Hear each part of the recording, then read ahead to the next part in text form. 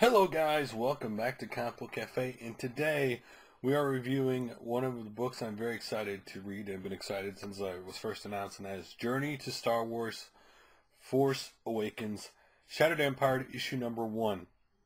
This is the first official new Star Wars canon past Return of the Jedi. For those who don't know, when Disney bought Star Wars, they basically said any canon past Return of the Jedi was not real, and that for now on anything they make in movies, media, video games are all official canon. Outside the movies, everything else was not official, that had ever been done, which kind of left some fans upset because it killed out. There was a lot of great stories told, and some not so great since that time that they kind of wished were around. But this is the first one that actually takes place right at the end of Return of the Jedi. So basically, this book starts off showing you, of course, you see just a scene of Vader and Luke fighting on the second Death Star with, of course, the Emperor watching. You see the Millennium Falcon obviously flying in space. And then because, let's be honest, because this was such a big battle, it is easily to introduce any new characters because there were thousands and thousands of people fighting. In this case, we were introduced to, was it Shara? Shara, and her husband. Now, her husband goes down with Han and Chewbacca and them down to the surface to obviously blow up the shield generator around the Death Star. And she's up in space fighting. And what she's worried about, what's going on with her husband. So you see her fighting in space, and you see moment we all know, obviously Luke took his father Darth Vader onto an Imperial shuttle and was going to leave.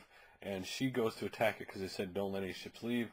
And right as she's about to attack it, Luke comes over the thing saying, "Hey, I'm a friendly Commander Skywalker." She's like, "Don't you usually ride, X-wing?" And I didn't have a choice. I was in a hurry.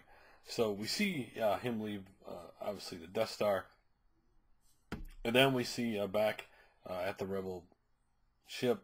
The battle's already over. We don't get, we see a quick scene of Millennium Falcon going away, something exploding, and then they're on, obviously, the command ship or a ship, and them talking, people obviously want to go to the surface to be part of the celebration, and, she's like telling her commander, "No, I could stay if you need me." He goes, "No, go to the surface. I'm sure he's all right."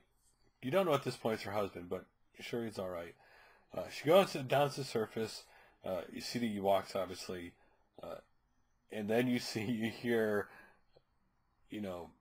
Han Solo basically like, "You did what to my ship?" And Lando Calrissian explaining, "Oh, it's no big deal, we can easily fix it." And Han's upset that, the dish had gotten knocked off the ship. If anybody's seen Return of the Jedi, that happens in the movie.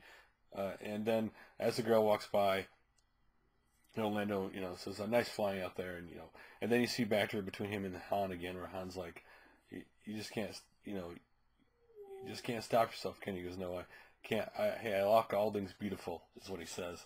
And she goes into a Ewok hut, and there is her husband and other squad mates, and they go off together, have tender moments, love each other, and then they're talking outside the hut, and she's like, it's something I think a lot of, obviously, rebels didn't think of back then. He goes, "We've been fighting so long, I never basically entertained the ideal of what comes next. Building the government, squashing, obviously, the pockets of the Empire, stuff like that." And then we see the next morning where Han calls everybody out, basically saying that they got intel that there's a pocket of the Empire on the planet. They don't realize that they basically haven't got the message that the Empire's dead.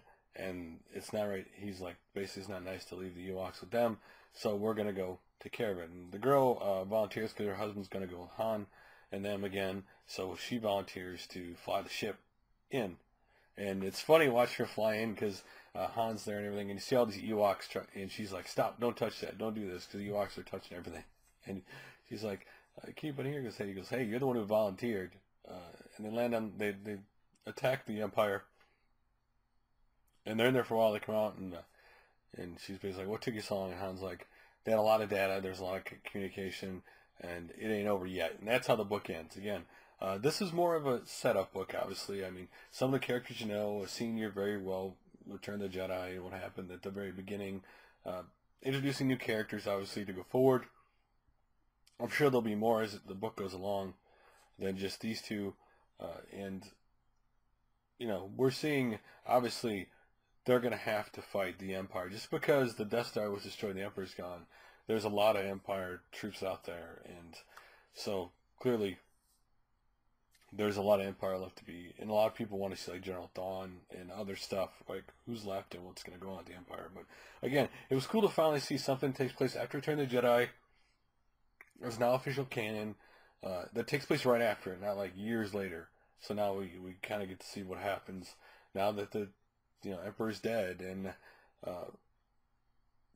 even though the rebels beat the Empire, there's still a lot of Empire out there and a lot of fighting left to be done. So anyway, what do you think of issue 1? Again, it was just a setup book, characters clearly you couldn't expect too much from this book because there had to be set up for the future, which is what this book does.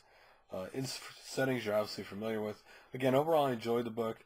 I enjoyed the writing by Greg Rucka and Marco, Chicheco. His art was actually really good in the book, and I enjoyed it, again, for the first book. Again, this is a book you can jump into. If you've seen the movies, you don't need to know any more than that to watch. If you've only seen 4, 5, and 6, New Hope, Empire Strikes Back, and Return of the Jedi movies, you don't need to watch anything or see anything else to get into this book.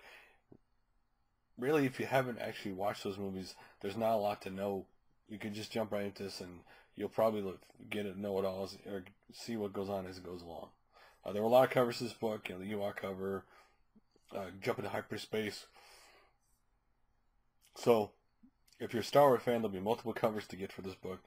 And if you're a Star Wars fan and want to see the new canon, you're obviously going to have to get this book. Overall, I enjoyed it. Again, there wasn't much to expect. It's the first issue, and like more first issues, it's a setup. So, I enjoyed it. What did you think of this first book? Did you like this first issue?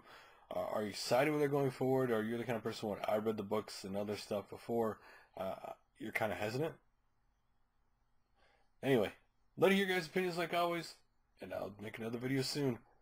Later, guys.